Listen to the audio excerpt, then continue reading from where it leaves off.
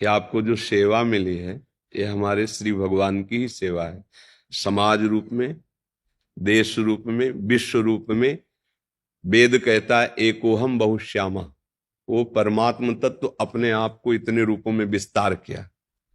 अब आपको एक सेवा का पद मिला है, एक सेवा का स्वांग मिला है। आप है नहीं है, ना आप स्त्री हैं, ना पुरुष हैं, ना सत्य वस्तु। अब आपको जो मिला है यही आपको इससे मुक्त कर देगा। जब हम इसका दुरुपयोग करते हैं तो फंस जाते हैं, और जब सदुपयोग करते हैं तो हमारी वही मुक्ति का कारण बन जाता है। तो ये सेवा ईमानदारी से अपने देश के प्रति, अपने समाज के प्रति हमारा भगवान का भजन होगा।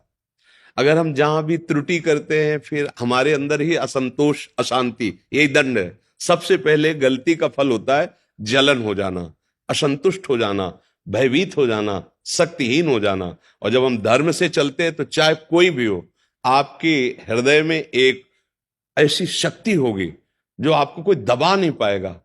तो यही भगवान का बल कहा जाता है।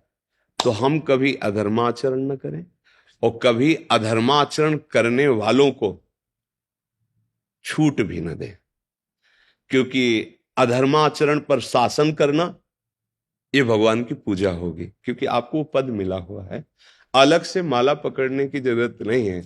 जब कभी आपको समय मिले तो जो भगवान का नाम प्रिय हो उच्चारण कर लीजिए। नहीं, सत्य और धर्म को साक्षी करके आप अपनी जो सेवा दे रहे हैं, ड्यूटी दे रहे हैं, ये भगवान का ही भजन है। और इसी से भगवान प्रसन्न हो जाते हैं, और इसका आपको परिणाम मिलेगा इसी जन्म में। जब आप इस सेवा से निवृत्त होंगे तो आपका मन भगवान की तरफ खींचने लगेगा। और अगर आप त्रुटि कर दिए तो आपका मन विलासिता की तरफ खींचने लगेगा। विलासिता, भोगों, संसार के राग। जीवन का लक्ष्य है तो छूटेगा शरीर, आज नहीं तो कल ये पद भी जाएगा। तो कम से कम हम जहां चढ़ चुके हैं अब इसके नीचे न गिरे, अर्थात हम मनुष्य शरीर में आ गए। जैसे आप जितनी सुविधा पा रहे हैं उससे अब नीचे रखा जाए तो कष्ट होगा।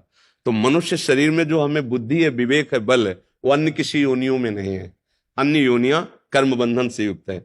या तो भगवत प्राप्ति हो जाए और या तो फिर हम मनुष्य बने और ऐसे सत् कार्य करें कि मुझे भगवान मिल जाए। जीवन की सार्थकता भगवत प्राप्ति में है और वो सत्य में होती है।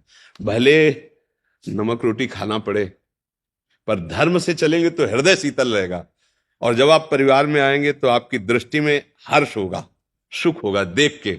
और जब आप अधर्म का, तो फिर आपका हृदय जलेगा। और जब आप घर में आएंगे तो असंतुष्ट हो जाएंगे। अधर्म से कभी किसी को शांति नहीं मिली।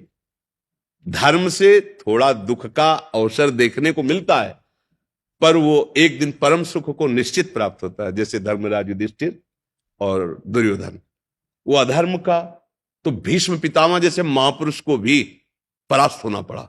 और धर्म तो वनवास जरूर मिला, लेकिन सिंहासन पर वही विराजमान है।